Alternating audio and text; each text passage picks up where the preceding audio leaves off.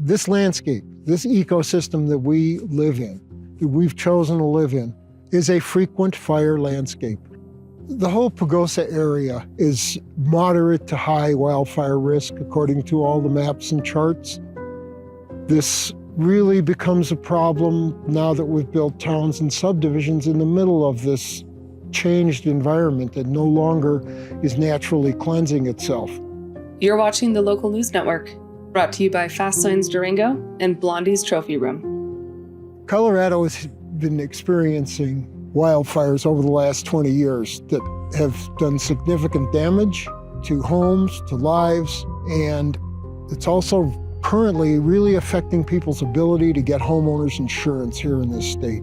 And that was a lot of what prompted the state legislature to come up with the new Wildfire Resiliency Building Codes. The Wildfire Resiliency Code is a model code for jurisdictions within the wildland-urban interface to either adopt by reference or adopt by exceeding the expectations of the code.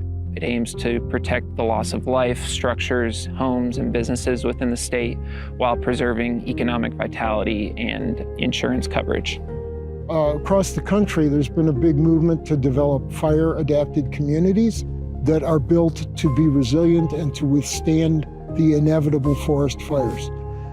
We've had a lot of examples of where they have worked, when there's been fires come through. They'll come up to an area that has had mitigation and home hardening, and it works. The fire slows down, it drops down to the ground where it's just burning grasses and things, and it's not as much of a threat and doesn't take out as many lives and homes. In general, what this code is looking to address is the type of building materials that we use and the type of vegetation and the amount of vegetation that we can allow in the close proximity to those homes. The Colorado Wildfire Resiliency Code applies to all newly built construction, whether it be commercial or residential. This code also applies to existing structures if you're doing substantial improvements. So if you're living in a single-family residence and you want to replace your siding or roofing material, the code then applies to you. If you're adding an addition over 500 square feet, the code applies to you. The code does not apply to single-family residences that are existing and don't have any planned maintenance. It's been speculated that the cost increase of this code to build a new home is going to be anywhere from 5 to 20%, but it's still the biggest unknown right now.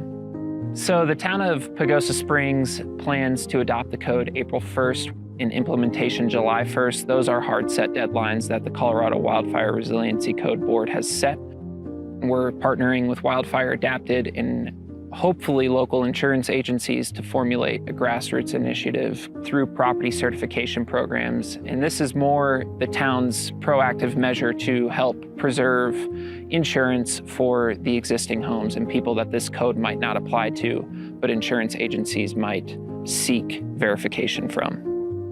For the last 23 years, Wildfire Adapted Partnership have been the main impetus to try and develop fire-adapted communities here in this corner of southwest Colorado, across Archuleta, La Plata, Montezuma, Dolores, and San Juan counties. On a community level, it takes a lot of people working together on things to change things, but it starts with each individual home. The more individual homes we protect, the more we're protecting the whole community. Landscaping is an easy first step for a lot of people. And then more than anything else, I would strongly recommend contacting Wildfire Adapted. They'll come out and do free property assessments, point you in the right direction of what you need to mitigate on your property, as well as point you in the direction of arborists and landscapers to help do that mitigation work if that's something you can't achieve yourself. For those looking for more information on the Colorado Wildfire Resiliency Code, they can absolutely reach out to town staff. Both the Building and Planning Division are very well versed in this code, in the adoption of the code. We can't stop fire, but we can certainly do things to minimize our risk from it. For more information, visit wildfireadapted.org. And for more stories like this, visit durangolocal.news.